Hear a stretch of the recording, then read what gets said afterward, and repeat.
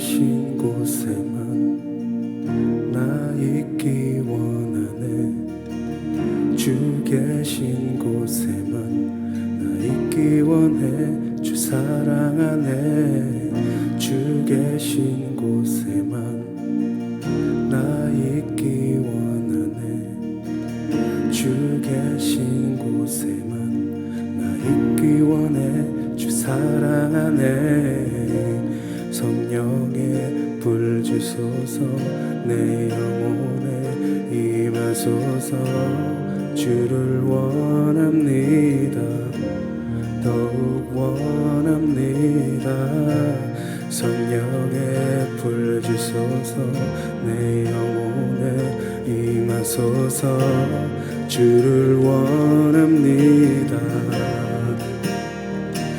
I want more, I want more, I want more, I want more, I want more, I want more, more of you. Pour it out. I want more, I want more, I want more, I want more, I want more, I want more, all of you. Put it out.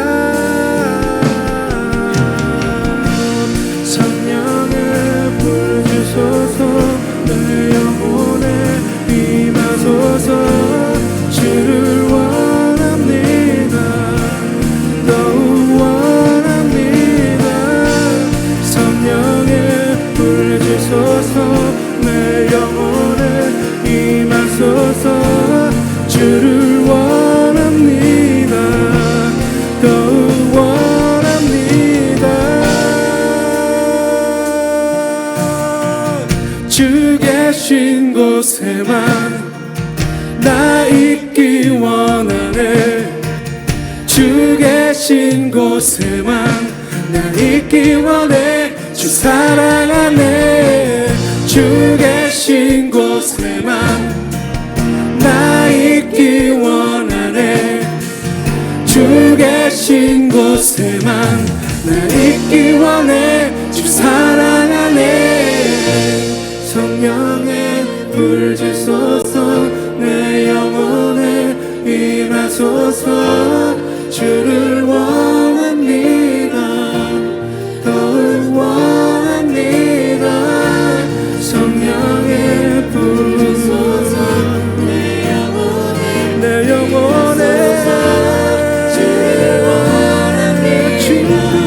I want more, I want more, I want more, I want more, I want more, I want more, I want more, more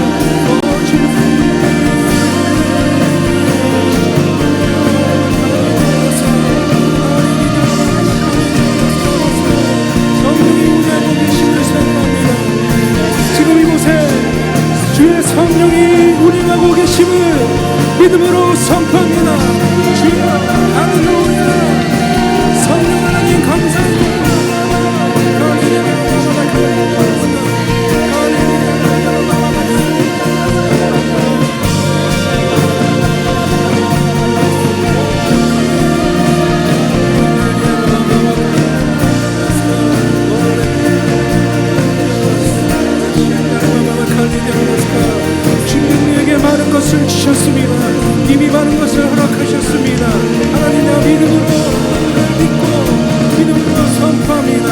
비교하지 않겠습니다. 비교하지 않겠습니다. 나는 비교하지 않는다. 나는 비교하지 않는다. 아, 주여 감사합니다. 오늘은 저주의 7가지 표식 하겠습니다. 저주의 7가지 표식과 그 다음에 저주에서 자유케 되는 길까지 결론으로 넘어가야 되는데 그것까지 하면 시간이 너무 길어서 저주의 7가지 표식만 하고 다음 시간에 아마 주일이 될지 아니면 수요일이 될지 모르겠습니다. 이제 저주에서 자유케 되는 7단계, 저주에서 자유케 되는 7단계를 나누도록 하겠습니다. 자, 저주의 7가지 표식이라 제목을 그렇게 정리했는데요. 7가지로 정리했지만 더 있을 수 있습니다. 이런 문제가 한두 가지 있다고 해서 반드시 저주가 작용하고 있다 이렇게 단정 지을 수는 없습니다. 제가 이 주제를 어려워하는 이유는 사람들이 기쁜 일, 좋은 일에 이렇게 집중하고 그걸 확대시키기보다는 불안한 것, 두려운 일 이런 것을 들었을 때 그것을 확대 재생산하는 그 생각 습관이, 감정 습관이 좀 있는 것 같습니다. 그래서 과유불급이라고 지나침은 모자란 것보다 못하다 그런 말이 있잖아요. 근데 너무 과대하게 생각하고 침소봉대해서 생각하는 경향이 있기 때문에 제가 이런 주제를 나누는 것을 조금 조심스러워 한다는 거 먼저 말씀을 드려요. 여러 가지 문제가 있을수록 또는 한 가지 문제가 반복해서 일어나고 있다면 그것은 저주가 작용하고 있다. 저주 시스템 안에서 작동하고 있을 가능성이 높아진다 하는 겁니다. 물론 정확한 진단을 내릴 수 있는 분은 성령 하나님이시기 때문에 성령님의 분별력을 기도하면서 전적으로 의지하셔야 합니다. 이게 확실한가? 아닌가? 이 분별하는 것은 성령님밖에 온전히 분별하실 수가 없어요. 그래서 성령님을 의지하시기를 바랍니다. 자, 저주의 7가지 표식, 첫 번째는 정신질환입니다. 일생에 한 번 일어난 것이라면, 내 일생에서 한 번 일어난 거라면 다른 원인일 수 있어요. 그렇지만 한 가족에게 정신질환이 반복적으로 발생한다면 그 가족 혹은 그 가게, 가문에는 저주가 작용하고 있다고 보셔야 합니다. 이런 정신질환들은 거의 예외 없이 주술적인 혹은 미신행위적인 행동에서 발생을 합니다. 그러니까 어느 대에서, 내 아버지 대에서 또 혹은 할아버지 대에서 그 이상 저주는 원래 3, 4대까지 이어진다 그렇게 성경에 나와 있기 때문에 저 증조 할아버지 심지어 고조 할아버지 정도까지도 이제 이렇게 한번 알아봐야 되는 상황입니다. 다 알 수는 없어요 지금. 이런 이 어느 때에서 누가 도대체 어둠의 세력과 접촉을 했었고 그 틈을 타고 이런 저주 현상이 우리 가정에, 우리 가문에 나타나고 있나, 이것을 그 가능성을 찾아보셔야 합니다. 부지런 좀 떨어야 합니다. 정신질환이 저주의 7가지 표식 중에 하나입니다. 이런 심각한 우울증이라든지 뭐 공황장애라든지 또 그런 것들이 있잖아요. 그 이렇게 밀폐 공황장애도 있고 그 광장 공황장애도 있고 넓은 데 가면 들어가지고 대문 바깥으로 절대 나갈 수 없는 사람들 있잖아요. 그게 이제 광장 공포증이죠. 또 좁은 공간에 들어가면 예를 들어 자동차 안에 있어도 숨이 막히고 비행기 타면 막 죽을 것 같고 그런 분들도 있거든요. 그래서 이런 것들이 반복적으로 한 사람에게만 일어나는 것이 아니라 반복적으로 일어나고 있다면 저주 아래 있는 가능성이 매우 높은 거죠. 자, 두 번째는 만성적인 질병입니다. 또 그 어떤 질병이 재발하는 겁니다. 아주 긴 질병이라든지 아니면 재발하는 질병. 이런 모든 질병이 다 저주로 인해서 발생하는 것은 아닙니다. 이런 데서 너무 극단적으로 생각하지 말라는 말씀 드리고 싶어요. 그렇지만 대를 이어서 내려오고 있는 유전병이라면 그 가게에 저주가 작용하고 있다는 표시입니다. 그리고요, 죽음에 이르게 하는 질병 배후에는 사탄이 있다고 보셔야 합니다. 사탄이 활동할 수 없는 환경도 있어요. 그건 뭐냐면 감사하는 마음, 열정적인 찬양, 또 예배 중심의 삶, 이런 분위기는 저들이 견디지 못하고 스스로 떠나가게 됩니다. 겨울이라고 하는 이런 기후 속에서는 어떤 종류의 질병은 자라지를 못하잖아요. 예를 들어서 코로나라든지 감기라든지 독감 같은 것은 겨울철에 확대 재생산되죠. 근데 여름이면 이렇게 사라진다고 그렇게 말을 하지 않습니까? 그런 것처럼 어떤 질병이라 할지라도 그 질병은 그것이 만성적인 질병이고 저주가 작용하는 질병이라도 우리가 기본적으로 사탄이 싫어하는 분위기를 만드는 것이 중요하다. 끊임없이 감사하는 태도, 찬양도 열정적으로 나를 잊어버릴 만큼, 나를 잃어버릴 만큼 하나님께 집중하는 열정적인 찬양들, 그리고 예배에 집중하는 삶의 시간들, 여기에 사탄이 기생할 수 없는, 질병이 기생할 수 없는, 사탄이 가져온 질병이 기생할 수 없는 분위기인 거죠. 참고로 말씀을 드려요. 이건 나중에 이 저주에서 벗어나는 7단계 말씀할 때 자세히 나누도록 하겠습니다. 세 번째는 불임증입니다. 자연 유산이 반복되는 경향에 있는 분들, 그리고 각종 부인병이 있을 때, 그러니까 어떤 가정에, 어떤 가게에 생식 기능에 문제가 있는 경우가 많습니다. 자녀를 생산 못하는 어떤 그런 경우가 있어요. 그럴 경우에 그 저주의 성격과 원인에 대해서 가르침을 받으셔야 하고요. 그런 다음에 기도하면 극적으로 그 문제가 해결이 됩니다. 애를 내가 결혼했는데 못 낳는다, 못 낳고 있다, 그게 저주라고 생각하시면 안 되죠. 그러나 그 전때에도 우리 가문에, 우리 가게도를 보면은 이상의 불임증 환자가 많다. 그럴 때는 저주가 작용하고 있다. 어떤 보이지 않는 어둠이 지금 작동하고 있다라고 생각하시는 것은 지혜죠. 유산 한번 했다고 해서 저주가 작용하고 있고 그런 건 아닙니다. 한 번으로 판단할 수 있는 게 아니에요. 아까 처음부터 얘기했어요. 여러 가지 저주의 7가지 표식 중에 여러 가지가 겹쳐 있다거나 아니면 계속 반복되는 경우, 그건 저주가 작용하고 있는 것이다. 네 번째는요, 가정의 붕괴입니다. 말라기서 4장 5절 6절을 보면 세상의 끝날이 다가오는 그 시점에서는 사탄의 세력이 자식을 부모에게서 분리시키고 부모를 자식에게서 또 분리시키고, 그래서 가정이 붕괴될 것이라고 예언하고 있어요. 우리 말라기 4장 5절 6절을 읽어보겠습니다. 보라, 크고 두려운 날이 이르기 전에, 여호와의 크고 두려운 날이 이르기 전에 내가 선지자 엘리야를 너희에게 보내리니 그가 아버지의 마음을 자녀에게로 돌이키게 하고 자녀들의 마음을 그들의 아버지에게로 돌이키게 하리라. 돌이키지 아니하면 들었건대 내가 와서 저주로 그 땅을 칠까 하노라 하시니라. 하나님께서 개입하시지 않는다면 가정을 파괴하는 이 저주는 말세에 전 세계를 덮게 될 것이다. 그렇게 말라기서는 예언하고 있습니다. 자녀의 마음이 아버지에게 돌아가고 아비의 마음이 자녀에게로 돌아간다. 이 말은 뭐예요? 분리되고 있다는 거예요. 떨어져 나가게 만드는, 부모가 자녀에게서 떨어져 나가요. 그래, 니들 알아서 살아. 난 몰라 이제. 니들에게 관심 없어. 내 인생이 더 중요해.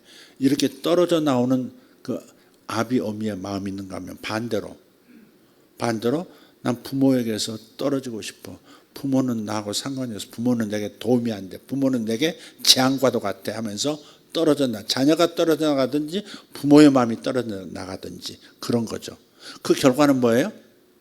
저주로 땅을 칠까 하노라는 말. 가정이 붕괴된다는 거죠. 모든 시스템이 붕괴되는 거예요. 그래서 사탄은 가정을 굉장히 노리고 있고 가정 안에서 어찌하든지 부모와 자녀 세대가 분리되도록 시도를 합니다. 그래서 교육을 잘 보면 교육도 부모에게서 떨어져 나가게 만드는 그런 교육을 세상이 이미 하고 있다는 수많은 정보들이 있는 거 여러분 아실 거예요. 어린이집, 유치원 할 것도 없이 초등학교에서 가르치는 그 가르침들을 보면 사악하기 그지없는 사탄에게서 나오는 가르침들이 많습니다. 원래 공산주의 집단에서 자녀들 양육할 때 어버이 동무잖아요. 어버이도 감시 대상이고 자식도 감시 대상으로 만드는 그런 철저한, 국가가 자녀를 책임진다. 좋은 명제 같지만 그건 의도가 있는 거죠. 사탄의 역사죠, 그런 게. 신약시대에 보면 예수님께서 저주를 당신께서 다 짊어지셨어요. 그리고 저주를 하지 말라. 로마서 12장 14절을 보면 저주하고 축복하고 저주하지 말라 이렇게 말씀했는데, 그렇게 말씀하신 주님께서 저주를 하시지는 않으실 거예요.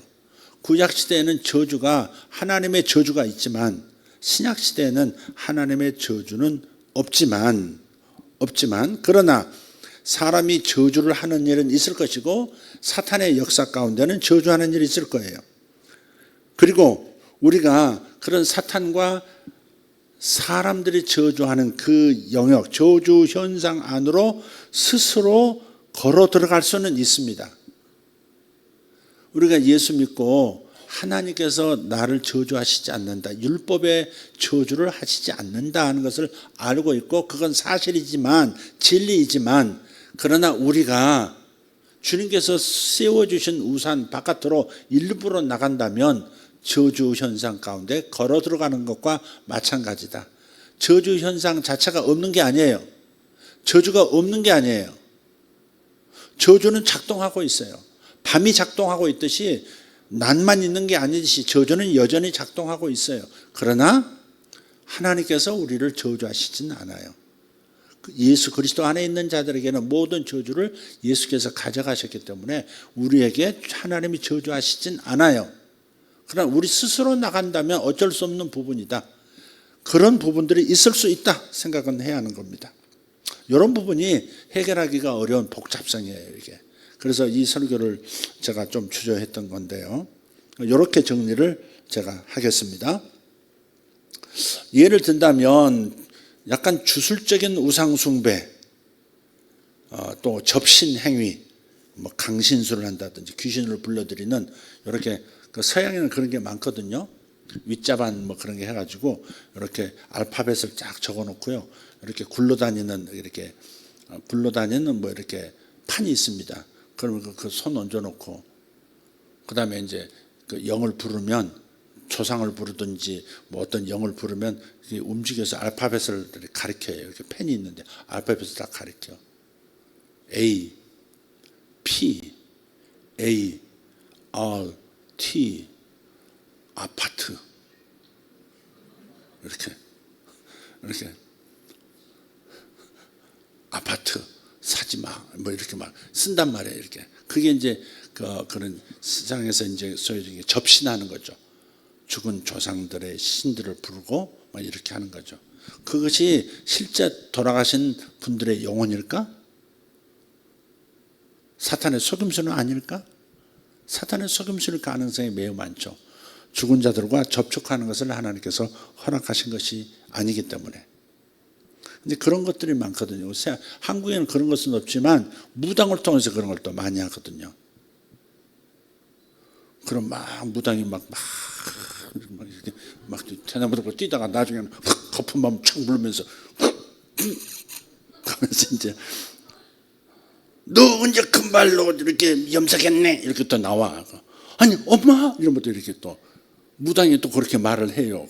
죽은 엄마처럼 아빠처럼 말을 해. 그러면 이제 엄마 하면서 울고 불고 또 난리가 나면서 뭐든지 받아들일 준비가 되는 거죠. 이제 나 이게 염색한 거 어떻게 알았냐 이거야. 봤냐 이거야. 그래 네 미장원 했을 때 봤다 이년아 뭐 이러면서 막 무당이 막 그렇게 막 욕하면서 말하거든. 그런 게 접신하는 거거든요. 깜짝아 접신하는 거거든요. 그게 너 이 시간에 뭐가 끝나? 학원이 끝나니? 그래. 그럼 고맙다. 이렇게 학원 끝나고 또 예배로 오고 아주 이렇게 이제 오빠가 군대 간다며 한 놈이 들어오니까 또 한 놈이 또 나가는구나. 자 옆으로 샜습니다. 다시. 그래서 그런 이 미신 행위들 그리고 우리가 반복적으로 같은 죄를 끊임없이 짓는 경우 이에 해당이 돼요. 저주 안으로 스스로 들어가는 저주 현상 가운데로 내가 스스로 걸어 들어가는 그런 문과 같은 것이 바로 이런 것들이에요. 다른 종교를 그냥 접하는 것도 문제이지만 되게 거기에 이제 영적인 뭐라고 할까요? 조금 접신 행위, 주술 행위가 가미된 종교들이 좀 있어요. 불교 근처에 보면 그런 게 많거든요. 불교 그 주변에 무슨 이제 그런 이렇게 귀신을 쫓는 무슨 축사하는 그런 승려들도 있고요. 또 이렇게 점수를 펼치는 승려들도 있고. 불교 자체는 그 마음 공부라고 하는데 그 주변은 이상하게 어떤 미신 행위들이 이렇게 덕지덕지 붙어 있는 그 언저리에 있는 그런 게 많아요. 그냥 점을 치는 사람들 가서 보면 소위 부처님을 가운데 딱 모셔놓고 옆에 이제 관원장 있고 또 다른 쪽에 또 이제 저파리게 딱 있고 막 온갖 잡신이 그 다음에 꼭 부처 주변에 그런 것들이 또 있단 말이에요. 그러면서 이제 점을 치고 이제 귀신에 의해서 점을 치고 그래요. 그러니까 이런 그게 이제 악한 영들과 이게 접촉하는 그 매개가 되거든요. 그러니까 이런 경우에 우리는 스스로 그 저주 행위로 들어가는 것이다. 자, 정리하자면 하나님께서 친히 저주하시지는 않지만 사람들은 여전히 저주할 것이고 그래서 저주를 받는 행위가 계속 나타날 거예요. 따라서 저주의 결과가 나타나는 그 사탄의 역사는 분명히 있다 이렇게 생각하셔야 합니다. 다른 말로 저주 시스템은 여전히 작동하고 있다. 그러나 우리는 열외다. 예수 믿고 예수님에게 찰싹 붙어 있는 사람들은 열외다. 이것을 이렇게 정리합시다. 오늘 어떤 분이 나한테 질문을 하셨어요. 요즘 보면 조지 스펜자 같은 사람 끌어당김의 법칙에 아마 그 선두주자 역할을 하는 세계적인 리더 역할을 하는 사람들이 있어요. 그런 사람들의 강의가 이렇게 이제 영상 유튜브에서 많이 떠요. 고주파의 그런 영혼을 가진 사람들이 가진 능력 이래가면서 근데 그런 것들이 괜찮냐는 거죠. 그런데 보면 일견에서 양자역학 같은 것을 얘기하면서 끌어당김의 법칙 같은 걸 얘기해주고 다 하는데 이게 일견에서 납득이 되고 배울 만한 점이 있다고 생각이 되는데 또 보면 또 뉴에이지 운동하고 이렇게 섞여가지고 복잡하다는 거죠. 그래서 그 초자연적인 세계를 접촉하는 법을 이제 가르쳐 주는 거거든요. 영적인 세계를 접촉하는 법을 가르쳐 주는 거예요. 결국은 그게 요가도 그렇고 이렇게 그 마음 공부한다는 것도 그렇고 다 사실은 그렇습니다. 영적인 초자연적인 영역에 도움을 받는 법을 가르쳐 주는 거예요. 근데 이건 아셔야 돼요. 주님께서 이 부분을 말씀에 놓으셨어요. 양들이 들어가고 나오면서 꼴을 얻는다 그렇게 말씀하셨거든요. 내 양들이 문으로 들어가고 나오면서 꼴을 얻는다 그랬어요. 그러니까 영적인 영역으로 우리는 거듭났기 때문에 우리의 영이 살아났고 그래서 하나님 나라로 출입하면서 영적인 계시라든지 능력이라든지 뭔가를 꼴을 얻어서 들어가고 나와요. 문제는 주님께서 이렇게 또 얘기하셔서 덧붙이셨어요. 문으로 들어가는 자 외에 담을 넘어서 들어가는 자도 있다는 거예요. 문을 통과하지 않고 담을 넘어서 그 영역을 맛보는 자들은 도적이니라 그랬었거든요. 도적이다. 그러니까 하나님 나라의 그 혜택을, 영적인 영역의 혜택을 입는 사람들 중에 예수님을 통해서, 문이신 예수님을 통해서 받는 자들은 그것은 오케이, 하나님께서 기뻐하시고 그걸 기다리셨고 더 풍성하게 주기를 원하세요. 누리기를 원하세요. 그러나 담을 넘어서 들어가는 자들, 예수님을 통하지 않고 예수님 없이, 예수님 배제하고 기독교 신앙을 배제하고 영적인 세계를 접할 수 있다고 믿고 영적인 세계에서 뭔가를 가져와서 나의 현실을 더 업그레이드 시킬 수 있다라고 가르치는 가르침들은 전부 도적놈들이다 이 말이죠. 그 후과가 있을 거죠. 이제 도적은 후과를 겪게 돼 있어요. 그건. 그래서 그냥 그런 것들을 들을 때는 이런 원리가 작동도 하나 보다 이렇게 범사해야 좋은 것만 딱 취하고 나머지는 추정하면 안 돼요. 그런 걸. 그리고 되게 자기 개발서가 인문 서적 중에서 참 차지하는 비중이 많아요. 거의 매일 몇 권씩 자기 개발서가 나와요. 근데 읽어보면 거기서 거기 내용이에요. 사실은. 거기서 거기 내용인데 공통분모가 하나 있어. 자기 개발서. 돈을 많이 벌 수 있다야. 그러니까 그 자기 개발서적이 갖고 있는 한계라고 할까, 천박함이라고 할까, 전부 돈으로만 연결시킨다는 거죠.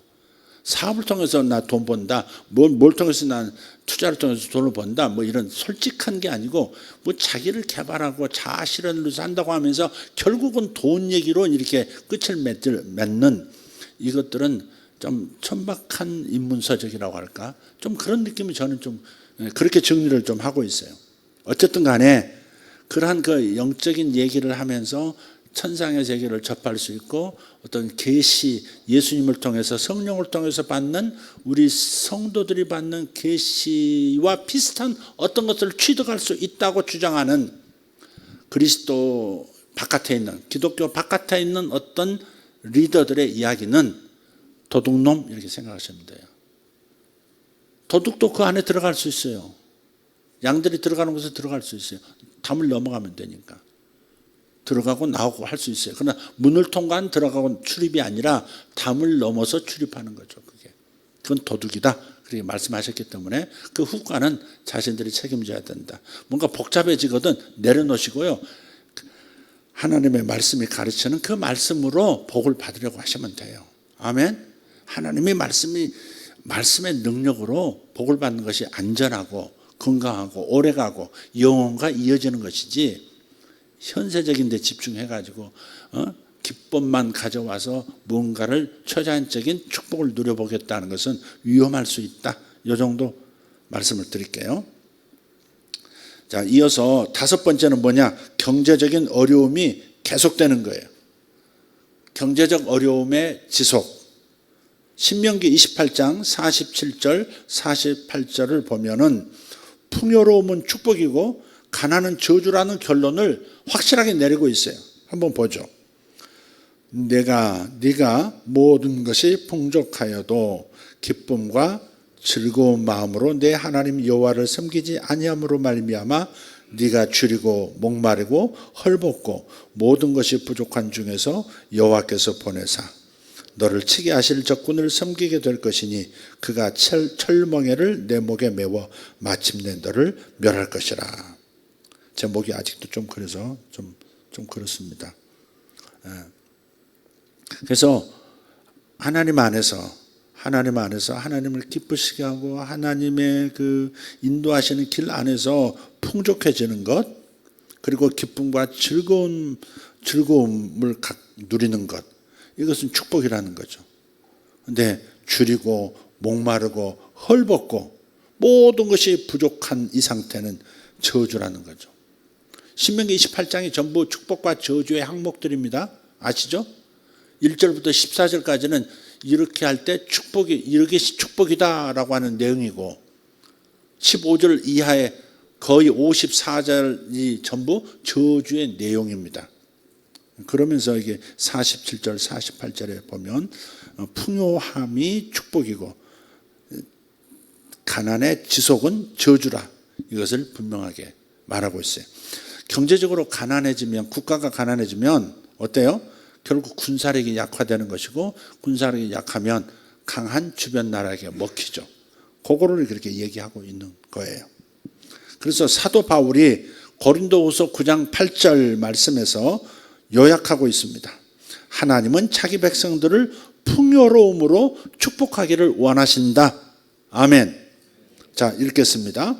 하나님이 능히 모든 은혜를 너희에게 넘치게 하시나니 이는 너희로 모든 일에 항상 모든 것이 넉넉하여 모든 착한 일을 넘치게 하게 하려 하심이라. 아멘. 요 구절은 우리 암송합시다.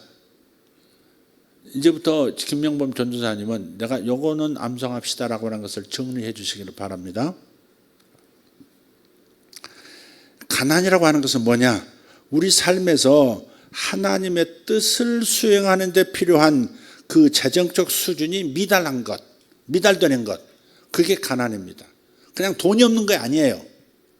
단지 내가 돈이 없다, 이게 가난한 게 아니라 그리스도인이 성경 안에서 가난을 어떻게 규정해야 되느냐면 이 고린도서 9장 8절을 자세히 읽어보면 결국은 이 말씀을 하고 있는 거예요. 우리의 삶에서 내가 살아가는 동안에 하나님의 뜻을 실행하는 데 있어서, 수행하는 데 있어서 필요한 재정이 있는데 그 필요한 재정이 미달되는 것, 그게 가난이에요. 그러니까 하나님의 뜻을 배제, 하나님의 뜻을 이루는 데 있어서 내가 필요한 재정이 있죠. 그게 모자라면 가난한 거고, 많으면, 넘치면 축복인 거예요. 풍요로움은 뭐냐? 하나님의 뜻을 수행하는 데 필요한 재정적 수준이 넘칠 정도가 되는 것. 이런 사람은 다른 사람에게 베푸는 데에도 부족함이 없을 겁니다. 여러분, 항상 그래서 우리가 생각할 것은 여기 분명히 말씀해요. 항상 모든 것이 넉넉해서 모든 착한 일을 넘치게 하려고 하는 것이 하나님께서 우리에게 재정의 축복, 부의 이동, 풍요로움을 주시고자 하는 근본적인 목적인 거죠. 하나님의 이 귀한 뜻을 수행하려는 마음이 없다면 그 자체가 가난한 거죠. 그 자체가. 돈은 많아도 가난한 거죠. 자, 다섯 번째 뭐였어요? 경제적 어려움이 지속되는 거예요. 여섯 번째, 사고를 잘 당해요. 이건 저주의 한 현상입니다. 사고를 잘 당해요. 어떤 사람은, 어떤 집안은 이상하게도 사고를 잘 당해요. 꼼뻑하면 사고 당했다고 연락이 와요. 마치 이상한 것들이 그 사람의 뒤를 따라다니는 것 같아요. 정기적으로 사고를 당하는 것 같기도 해요. 보면 이런 사고들은요, 통계적으로 분석이 가능한 시대예요. 그래서 보험회사들은 이런 사람에게는 아마 보험 적용을 다르게 할걸요. 사고가 많이 나는 사람, 이상스럽게 사고가 많다, 그 사람 보험 가격이 다를걸요. 그렇지 않나요? 보험하시는 분, 박원순 집사님, 그렇지 않나요? 그죠? 그런 게 있죠. 지금도 하시나요? 저렇게 하는 듯 안 하는 듯 저렇게 해야 돼. 저렇게. 목사가 드러내야 결국 다른 사람 알게 될 만큼. 나 보험해요. 나 보험해요. 나한테 들으세요. 나한테 들으세요. 그거 똑같거든. 저렇게 하는 듯 안 하는 듯. 뭐 먹고 사나 궁금증을 일으키는 저런 정도로 조용히 이렇게 해야지, 저런 것. 하여간 사고 잘 당하는 거요, 이상한 겁니다. 그 정상이라고 생각하시면 안 됩니다. 자기가 사고를 일으키지도 않아. 누가 와서 사고를 일으켜? 2년 전에는 뒤에서 봤더니 작년에는 옆에서 봤고 올해는 앞에서 중앙선 넘어와서 봤고 말이지. 이렇게. 그것은 그 사고를 잘 당하는 것도 저주입니다. 자, 마지막 7번째는 뭐냐면 자살하는 것. 자살이 이렇게 반복돼요. 요절하는 거, 일찍 죽는 것, 요절이에요. 자살이나 요절은 비자연적인 죽음이잖아요. 정상적인 죽음이 아니잖아요. 이런 것은 저주에 속해요. 근데 이것이 이 저주에서 기인한 경우에, 저주가 원인인 경우에는 한 개인으로 끝나지 않고요. 가족이나 가문 전체, 가게 전체에 영향을 끼칠 수도 있어요. 다른 말로 한마디로 말하면 대를 이어가는 거예요. 자살이 대를 이어가기도 하고요. 요절하는 일이 대를 이어서 일어나요. 그 유명한 집안 얘기 있습니다. 여러분 아실 거예요. 케네디 가문 얘기. 케네디 가문과 또 한 가문 이야기가 상대 비교해서 나오는 그런 얘기들도 많은데 정말 이건 저주 아닌가 싶어요. 저주죠 이건. 케네디 가문의 저주로 알려진 이야기인데 한번 말씀드려볼게요. 존 F 케네디는 미국의 35대 대통령입니다. 근데 재임 기간을 다 못 채우죠.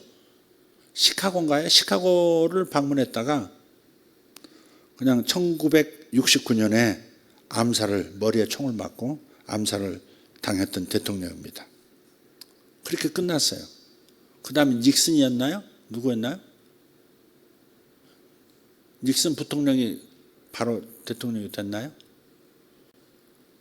남의 대통령을 자세히 알 필요는 없죠. 네, 우리 무식도 괜찮습니다, 우리. 자, 근데 이 존 F 케네디가 형제가 여럿인데 그의 형이 케네디 주니어예요. 장남이에요, 장남. 장남은 29살 때 비행기가 격추돼서 사망해요. 29살이면 뭐 전쟁 중이었다고 하지만 요절이죠. 그럼 누나가 있어요. 로즈 마리 케네디가 있어요. 이 사람은 정신지체 장애가 있어서 그때는 이제 이걸 잘 다루지를 못해가지고 뇌를 어느 부분을 제거하는 수술이 많았어요. 두개골을 열고요. 전두엽을 다 절제 수술 다 드러낸 거예요. 그랬더니 이제 전두엽이 없어지면요 더 이상 공부를 못합니다. 지능이 없어지고요. 언어장애 오고요. 그래서 그런 상태에서 보호시설에 수용돼 가지고 여생을 마치고요. 그 아버지가 패트릭 케네디인가 그래요. 그이가 원래 이제 죄가 많습니다. 미국의 밀주업을 성행하게 만들었던 사람이거든요. 보험도 했고 무슨 뭐도 했고 여러 가지 사업을 하긴 했지만 그 중에서 제일 크게 돈 번 게 주류 사업이거든요. 술 사업이었거든요. 그래가지고 어마어마하게 미국 법으로 막았는데도 밀주들 막 들여다가 막 풀고 그래서 알코올 중독도 많이 만들고 했던 죄가 있어요. 그 아버지의 죄가 그런 저주를 불러온 경우가 아닌가 싶어요. 그런데 그 아버지 패트릭 케네디가요, 그 수용소에 갇혀 있는 그 딸을 한 번도 찾아오지 않았다는 얘기가 있어요. 한 번도 찾아본 적이 없대요. 굉장히 안타깝죠. 또 누이가 있어요. 존 F 케네디의 누이가 있는데 캐슬린 아그네스 케네디인데 28살 때 1948년 역시 비행기 사고로 프랑스에서 사망합니다. 비행기로 많이 죽어요. 이 집안은 이상하게.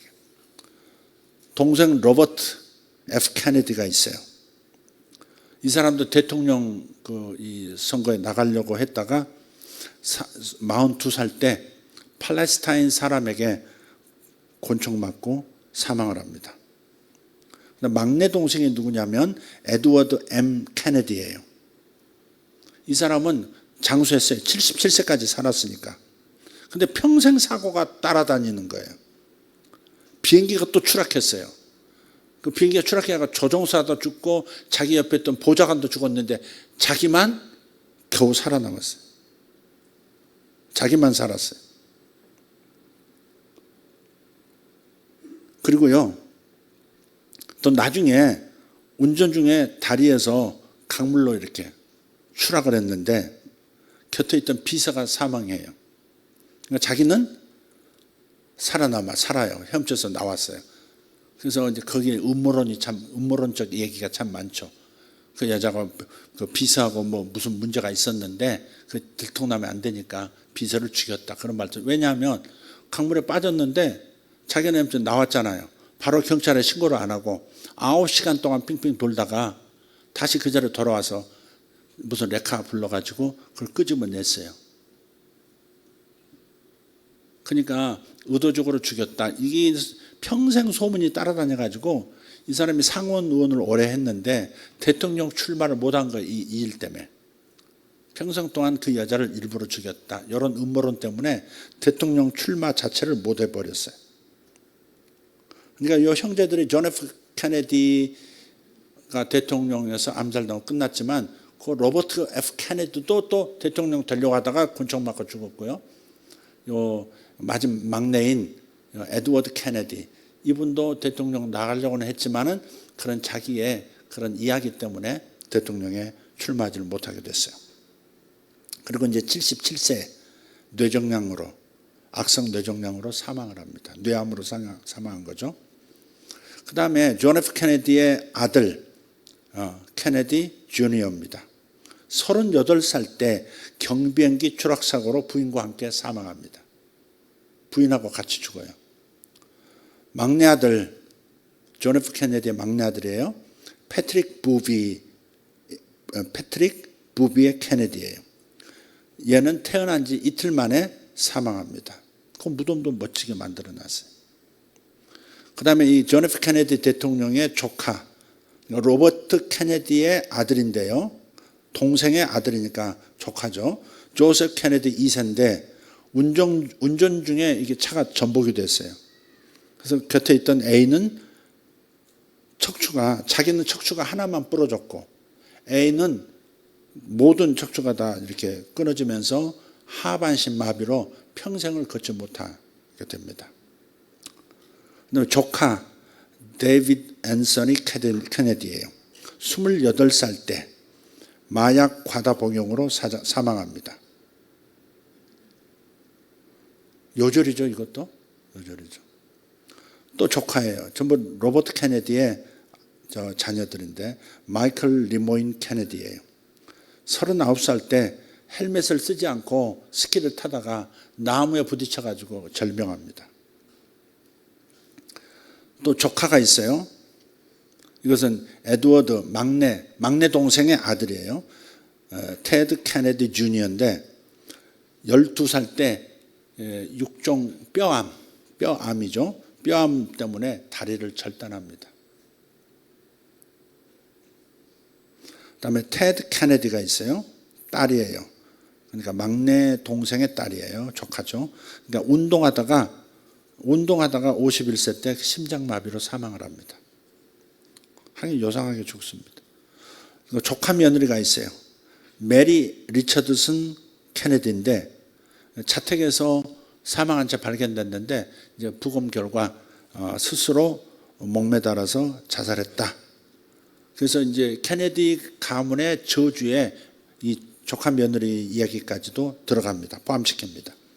조카 손녀 시얼사 케네디가 있는데 22살 때 우발적이라는 게 뭔지 우연인지 뭐 잘 모르겠어요. 우발적 약물 과다 복용으로 또 사망합니다. 22살 때. 또 조카 손녀 그리고 조카 손녀와 그의 아들 증손자죠. 케네디 대통령의 증손자 매브 케네디 맥킨 그리고 기드온 아들 이름이 기드온이에요. 이 모자가 카누를 들이다가 실종됩니다. 그리고 수색 결과 두 사람 다 어머니 아들 다 그러니까 어머니는 40세 그 아들 기드온은 8살 때였습니다. 시체로 발견이 돼요. 그 외에 또 더 많은 얘기가 있습니다. 근데 여러분 들으시면서 어떤 생각이 드셨어요? 이 케네디 가문 얘기만이 아니라 7가지 저주의 표식 정신병, 정신질환에서부터 시작해서 이런 자살이라든 요절하는 이 비정상적인 죽음까지 포함해서 들으시면서 여기에 더 추가할 것도 있을 것이지만 이 정도만 얘기해도 여러분 자신이 주변 상황을 파악하는 데는 도움이 됐으리라 생각합니다. 우리 집안은, 나는, 우리 가정은 이런 생각을 해보셨으리라 생각해요. 그래서 아까 말씀드렸지만 저주에서 벗어나는 7단계는 금요일이 아니라 다음 주 다음 주일이든지 아니면 수요일에 얘기하도록 하겠습니다. 그러니까 우리가 저주에서 벗어날 방법이 있다는 말씀이에요. 그래서 오직 한 가지 길, 예수 그리스도의 십자가의 길이 분명합니다. 십자가에 달려 돌아가신 예수님의 희생적인 죽음으로 인해서 우리는 모든 저주와 심판에서 벗어날 길이 열린 줄 믿습니다. 이 마지막 결론으로 두 구절을 한번 살펴보고 마치도록 하겠습니다. 한 구절은 갈라디아서 3장 13절입니다. 갈라디아서 3장 13절. 이 구절도 매우 중요하기 때문에 교리적으로도 중요하고 우리가 적용점에서도 중요하기 때문에 암송할 구절로 정하겠습니다. 읽겠습니다. 그리스도께서 우리를 위하여 저주를 받은 바 되사 율법의 저주에서 우리를 속량하셨으니 기록된 바 나무에 달린 자마다 저주 아래에 있는 자라 하였음이라. 아멘. 율법의 저주가 뭐예요? 저주의 정의가 뭐였습니까? 초자연적인 힘을 가진 말이 저주라 그랬죠. 축복은 뭐였어요? 초자연적인 힘을 가진 말이라고 했어요. 그래서 율법의 저주란 말은 뭐예요? 율법이 저주하는 것을 말해요. 율법이 저주하는 게 신명기 28장 15절 이하의 율법의 저주 항목들이 무려 54가지나 일단 있다고요. 그 외에 다른 것도 있지만 54가지 이상의 저주, 율법이 저주하는 바대로 그것은 하나님의 말씀은 우주의 법칙이 되어 있기 때문에 저주도 법칙이 되어서 작동하는 거예요. 그런데 율법의 저주에서 율법의 저주를 폐기시킨 게 아니라 율법의 저주에서 우리는 건져주셨다는 거예요. 어떤 방식으로? 예수님께서 우리가 당할 저주를 당신께서 다 끌어당겨서 지심으로 예수를 믿는 자들은 더 이상 저주의 두려움에서 저주의 두려움에 사로잡혀 있을 이유가 없다는 것이죠. 저주는 없다. 율법이 저주하는 저주는 없다. 아멘. 아멘. 네, 그 말씀을 하고 있는 거예요. 자, 한번 읽어봐요. 그리스도께서 위하여 소리가 왜 이러지? 다시 그리스도께서 우리를 위하여 저주를 받은 바 되사 율법의 저주에서 우리를 속량하셨으니 기록된 바 나무에 달린 자마다 저주 아래 있는 자라 하였습니다. 나무에 달린 자가 누구예요? 예수님이에요. 예수님이 저주를 받으신 거예요. 누구 대신?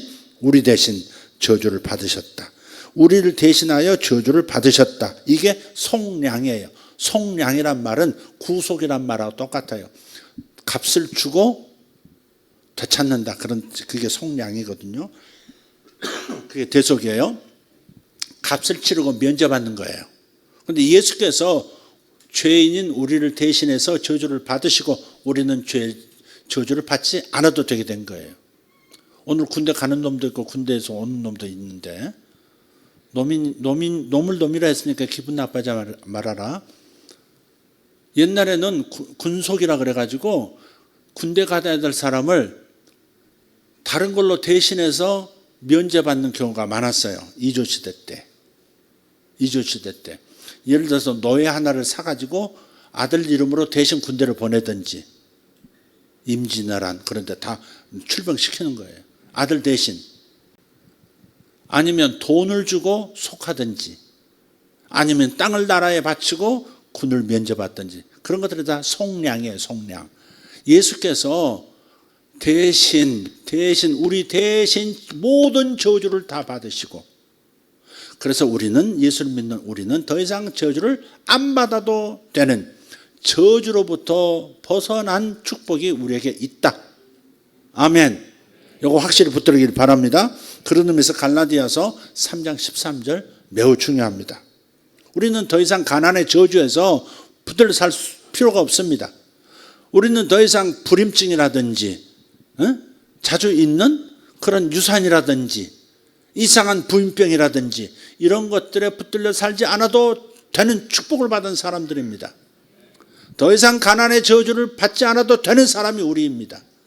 더 이상 이상한 질병에 사로잡혀 일찍 세상을 떠는 일이 없는 그런 축복을 우리가 받았다는 사실을 믿고 이 사실을 내 것이라고 주장하는 여러분 되기를 축복합니다. 할렐루야. 한 구절 더 보겠는데 우선 주변 상황을 이해하기 위해서 세 구절을 한꺼번에 보도록 하겠습니다. 요한복음 12장 31절에서 33절입니다. 읽겠습니다. 이제 이 세상에 대한 심판이 이르렀으니 이 세상 임금이 쫓겨나리라. 내가 이 땅에서 들리면 모든 사람을 내게로 이끌겠노라 하시니 이렇게 말씀하시면 자기가 어떠한 죽음으로 죽을 것을 보이심이러라. 아멘. 요한복음 12장 이 말씀 매우 중요하죠. 여기서 내가 이 땅에서 들리면이 뭐예요? 땅에서 발을 떼는 거 십자가에 올라가서 죽으시는 걸 말하죠. 이 땅에서 들어 올려지면 모든 사람을 내게로 이끌겠노라 이렇게 되어 있어요. 그러나 이거 한번 설교했던 건데 원문을 보면 모든 사람을 할 때 사람을이 없어요. 사람이란 안드로포스, 사람이란 단어가 없어요. 내가 땅에서 들리면 모든 점 땡땡땡을 내게로 이끌겠노라 이렇게 되어 있는 거예요. 쉽게 말하면. 근데 누가 봐도 예수님이 십자가 달리시면 모든 사람들을 내게로 이끌겠다 이 말이 너무 자연스럽게 받아들여질 것 같으니까 의역을 한 거예요. 전부. 킹 제임스마저도 의역을 해서 모든 사람을 내게로 이끌겠다라고 성경에 없는 단어를 집어넣어서 이렇게 표현을 했다고요. 근데요 31절과 34절 모든 단어나 문장은요 앞뒤 문맥하고 이렇게 이어지게 돼 있어요. 그러니까 컨텍스트 안에서 텍스트를 보라 그런 말이 신학적인 말이 있는데 그 앞뒤 문맥 속에서 내가 읽고자 하는 그 문구를 해석을 해야 되는 거예요. 근데 이게 앞뒤 문맥의 흐름과 일치하지가 않아요. 강이 됐다가 땅이 됐다가 다시 강이 나타난 것과 똑같은 표현을 하고 있어요. 한번 보겠습니다. 31절은 뭘 말하고 있어요? 심판을 말하고 있어요. 심판. 이 세상이 심판받는다. 마귀도 심판받는다. 쫓겨날 것이다. 그렇게 말씀하고 있죠. 31절. 그죠? 31절을 보여야지. 그렇지. 이제 이 세상에 대한 심판이 이르렀으니 이 세상의 임금이 쫓겨나리라. 세상의 심판이 임하고 이 세상의 임금이 쫓겨날 것이다. 마귀가 하늘에서 쫓겨났잖아요. 자, 심판이에요. 그 다음 33절 보세요. 32절에 바로 뒤에 있는 33절. 이렇게 말씀하시면 자기가 어떠한 죽음으로 죽을 것을 보이심이라라. 십자가에서 죽으신다는 말이 뭐예요? 심판받는 거지. 죄 때문에 심판받으신 거예요. 예수님은 죄 때문에 심판받아 죽으신 거예요. 모든 인간은 자기 죄로 인하여 심판을 한번 받는다 그랬어. 근데 예수님이 심판받으신 것은 죄 때문에 심판받으신 거예요. 근데 나중에 3일 만에 살아나시는 거 보니까 당신의 죄가 아니었던 거예요. 죽음이 붙들지를 못하는 걸 보면 예수님은 죄인이 아니었던 거예요. 그럼 누구 때문에 예수가 죽었냐? 아니, 질문이 나오죠. 답은 뭐예요? 우리 죄 때문에. 우리 죄를 대신해서 십자가에서 죽으신 것이죠. 우리 죄인인 우리를 대신해서 심판받아 죽으신 거예요. 그러니까 결국은 심판이에요. 31절도 심판, 33절도 심판이에요.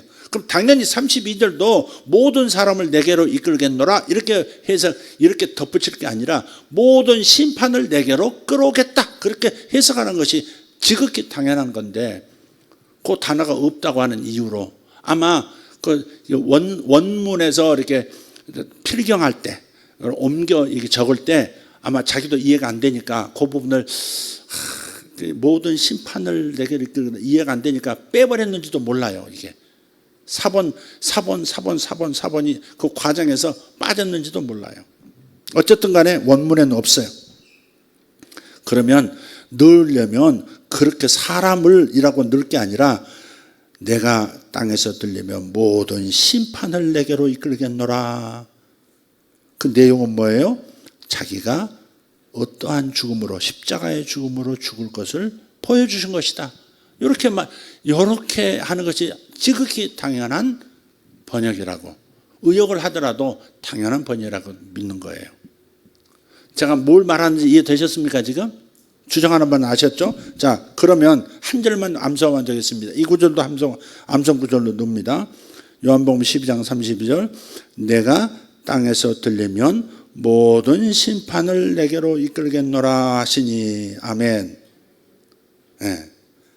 다시 말해요. 죄인인 우리가 마땅히 받을 저주와 심판을 우리 예수님께서 대신 지셨다. 그렇기 때문에 이제 우리가 저주 현상 가운데 있었다 할지라도, 과거에 저주 현상 가운데, 지금도 저주 현상 가운데 있었다 할지라도, 있다 할지라도 예수님을 영접한 사람들이라면 이제는 그늘에서 양주로 나올 수 있게 됐고 저주에서 축복으로 가는 하나님의 길을 얻은 줄 믿습니다. 이걸 자기 이제 주장해야 되는 거예요. 나 하나님의 자녀다. 나 대신 심판받은 분이 있다. 나 대신 저주받으신 분이 있다. 근데 왜 내가 저주 가운데 있어야 되느냐? 이건 있을 수 없는 일이다. 잘못된 것이다. 저주는 나와 상관이 없다. 주장하셔야 된다 이 말이에요. 아멘. 우리 집안이 그런 집안이라 때도 나에게는 그런 저주가 없다. 저희 아버지는 암으로 돌아가셨어요. 위암이셨어요. 큰아버지도 위암이셨어요. 또 아버지 위에 형님은 또 폐암으로 돌아가셨어요. 그 전에 어떤 바로 아버지하고 제일 가까웠던 또 형님 한 분은 또 하여간 뭐로 돌아가셨는지 하지만 일찍 여절을 하셨어요.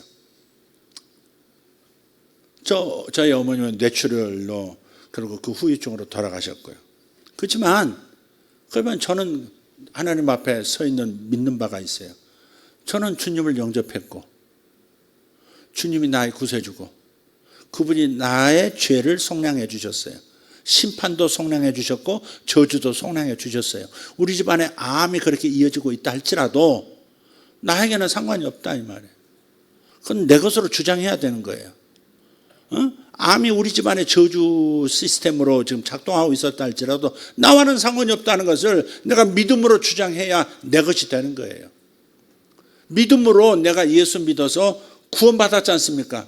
믿음으로 받아들였으니까 구원이 임했고, 믿음으로 받아들여야 병도 고침받고, 믿음으로 받아들여야 저주도 사라지고 축복이 나타나고. 할렐루야.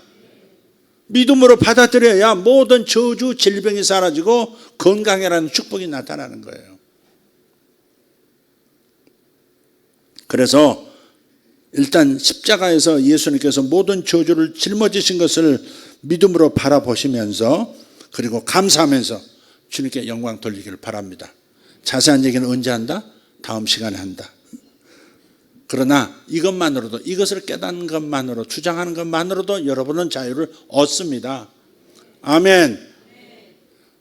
7가지 저주의 표식, 정신질환부터 시작해서 이상한 죽음까지. 거기에서 하나라도 걸리는 것이 있다면 다루고 가는 것이 안심이 되지 않겠어요? 아니야, 이건 저주가 아니야. 굳이 그러지 말고,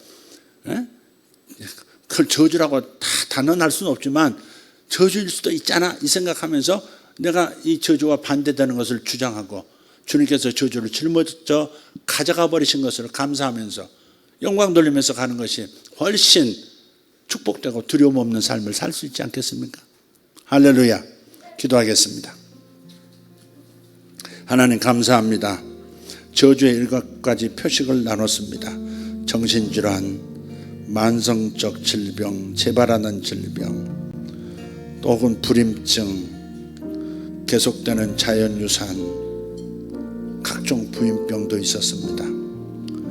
또 부모와 자식이 자꾸 갈라서는 가정의 붕괴도 저주 가운데 하나임을 알았고, 경제적, 재정적 어려움이 계속되고 있는 것, 아버지도 가난하고 나도 가난하고 자식도 가난할 수밖에 없는 이상한 상황, 이것은 저주에 속한다는 것도 알았습니다. 이상스럽게 어떤 사람, 어떤 집안은 사고를 잘 당합니다. 또 어떤 집안은 자살, 요절, 이 비자연적인 죽음이 덮고 있습니다. 아버지, 우리 이 모든 항목에서 자유를 주신 것을 믿습니다. 예수께서 우리의 저주를 가져가신 것을 믿습니다. 우리에게 그늘을 거두어 가시고 양지로 옮겨 놓으신 것을 감사합니다. 성도들이 자유를 얻기를 원합니다. 주장하기를 원합니다. 예수의 보혈로 깨끗하게 되었을 뿐만 아니라 예수의 저주받아 주심으로 말미암아 이 속량으로 말미암아 모든 저주 현상은 우리의 것이 아님을 선포합니다. 모든 저주 현상은 나의 것이 아님을 선포합니다. 내 자녀의 것이 아님을 선포합니다. 가난의 저주도 나와 내 자녀의 것이 아님을 선포합니다. 할렐루야! 나는 축복의 사람이 되었습니다. 나의 집은 이제부터 축복의 집안입니다. 할렐루야! 예수님의 이름으로 기도하며 선포합니다.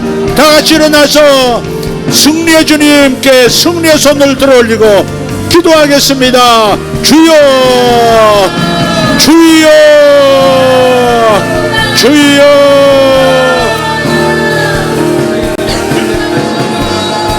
하레루야 라바티 아라마 샤르갈라디 아라바스 오로디 아리드마 샬라카리 온도로스 파살라디 아라바스 이다라디 메르가리 온도로스 파르다벨라티 아르간스 이자로디 아라보 산노로 덴도로드 베르카리오스. 할렐루야, 할렐루야. 저주에서 축복으로, 저주에서 축복으로 내가 이 땅에서 들리면 모든 심판, 모든 저주를 내게로 가져오리라. 할렐루야. 주님 감사합니다. 모카르도메네 샬라테 엠바라스. 모든 심판을, 모든 저주를 내게로 이끌겠노라. 내가 이 땅에서 들리면 모든 심판과 저주를 내게로 이끌 것이라. 할렐루야. 로카르마 샤르발라디아로도스 이바로디 베르곤 노로디 마카르도마시